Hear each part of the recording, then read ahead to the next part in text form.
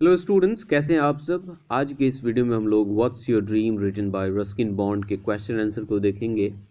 तो अगर आपने इस चैप्टर के एक्सप्लेनेशन वाले वीडियो को नहीं देखा है तो आपको इसी वीडियो के डिस्क्रिप्शन बॉक्स में उस चैप्टर का एक्सप्लेनेशन का लिंक मिल जाएगा। तो उस लिंक को क्लिक करके आप पहले उस चैप्टर के एक्सप्लेनेशन को देख लीजिए, फिर उसके बाद आप इस वीडियो को देखिएगा ताकि आपका कॉन्सेप्ट क्लियर रहे। ठीक है, तो हम लोगों का फर्स्ट क्वेश्चन है what was the old beggars question, कि उस बूढ़े भिखारी ने उस लड़के से क्वेश्चन क्या पूछा था। Answer, the old beggars question was what's your dream. उस ओल्ड बेगर ने उस लड़के से क्या पूछा था कि तुम्हारा ड्रीम क्या है, तुम्हारा सपना क्या है।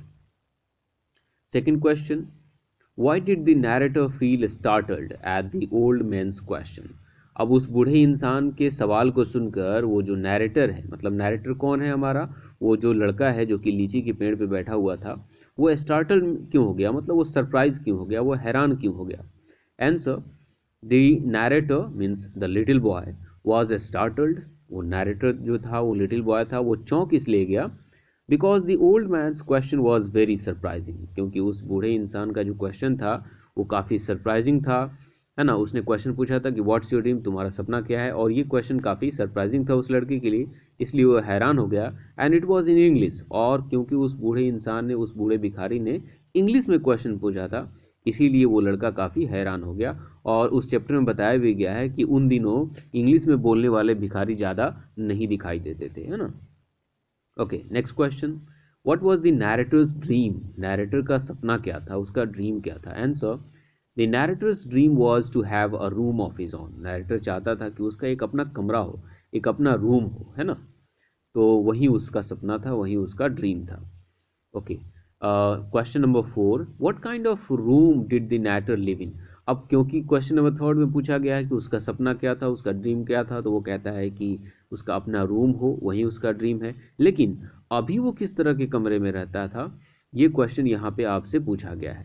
Answer, the narrator lived in a big room. Narrator अभी एक बड़े से कमरे में रहता था, विच ही शेयर्ड विद हिज ब्रदर्स, जो कि वो अपने ब्रदर्स एंड सिस्टर्स, और जिस रूम को वो अपने भाई बहनों के साथ शेयर करता था।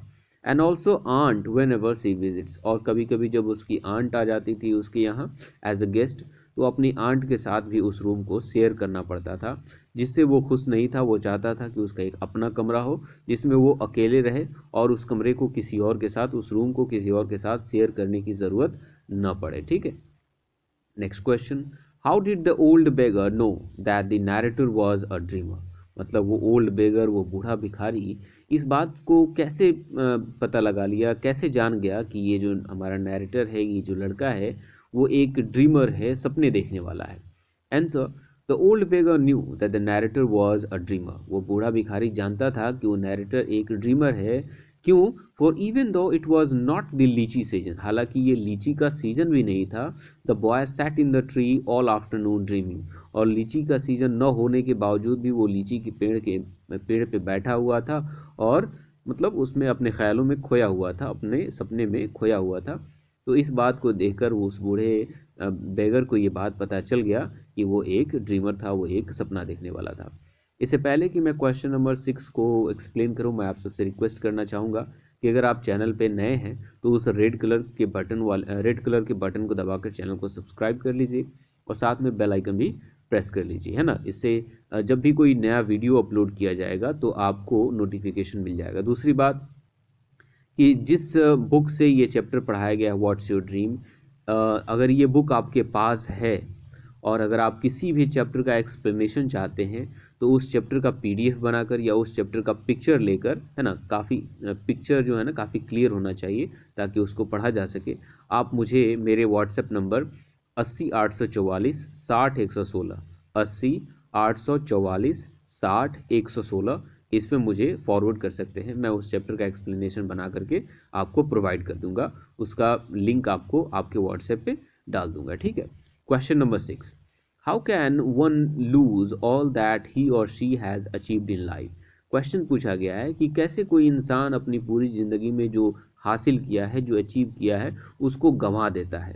Answer, one can lose all that he or she has achieved in life by becoming so greedy, जब इंसान काफ़ी लालची हो जाता है, काफ़ी ग्रीडी हो जाता है, तो इस तरह से इंसान क्या कर देता है, अपनी सारी अचीवमेंट को गंवा देता है। दैट ही और she loses control and then lose everything.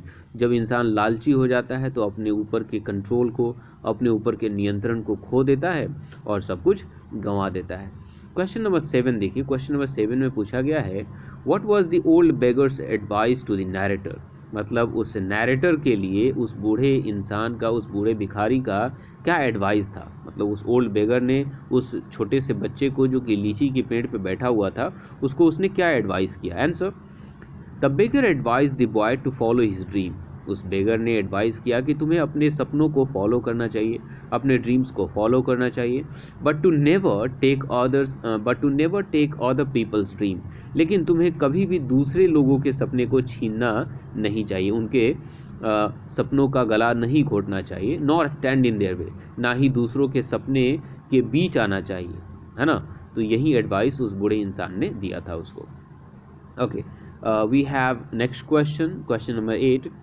और क्वेश्चन नंबर 8 क्या है, why is it important to follow one's dream. मतलब यह क्यों इतना महत्वपूर्ण है कि हर एक इंसान को, हर एक लोग को, है ना, अपने सपनों का पीछा करना चाहिए, अपने सपनों को फॉलो करना चाहिए। ये क्वेश्चन आपसे पूछा गया है। Answer, everyone should have a goal.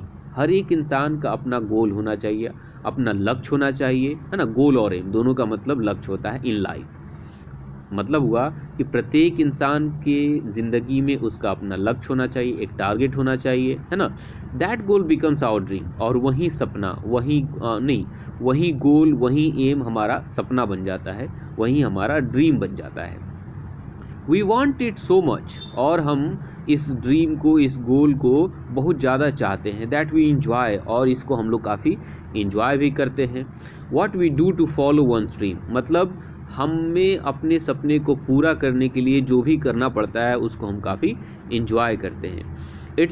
It's important to follow one's dream as it gives us a purpose in life. अब यहाँ पे बताया गया है कि यह काफ़ी महत्वपूर्ण है हर एक इंसान के लिए उसके सपनों को फॉलो करना, क्योंकि ये हमें ज़िंदगी जीने का एक मकसद देती है। ज़िंदगी जीने का एक मकसद देती है, एक पर्पस देती है। मान लीजिए आपका लाइफ है और आपके लाइफ में कोई पर्पस ही नहीं, कोई गोल ही नहीं है, तो आपका लाइफ बेमानी हो जाएगा। आपको पता ही नहीं चलेगा कि आप किसके लिए जी रहे हो, आप किसके लिए कमा रहे हो, किसके लिए खा रहे हो, किसके लिए घर बना रहे हो।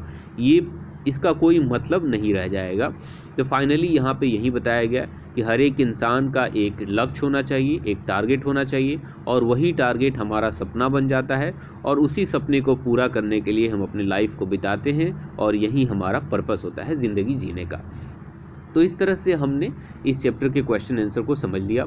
इस चैप्टर में अगर मान लीजिए कि ग्रामर सेक्शन छूट जाते हों तो आप लोग मुझे कमेंट कीजिए। और ग्रामर सेक्शन का क्योंकि मेरे पास पीडीएफ नहीं है, एक बच्चे ने मुझे पीडीएफ प्रोवाइड कराया था, मैंने इसीलिए ये क्वेश्चन आप सबको दे पाया हूँ। ठीक है, तो वही बात, वीडियो अच्छा लगा होगा तो वीडियो को लाइक कीजिएगा, चैनल पे नए होंगे तो चैनल को सब्सक्राइब कीजिएगा। मिलते हैं एक नए चैप्टर के साथ, तब तक के लिए बाय बाय।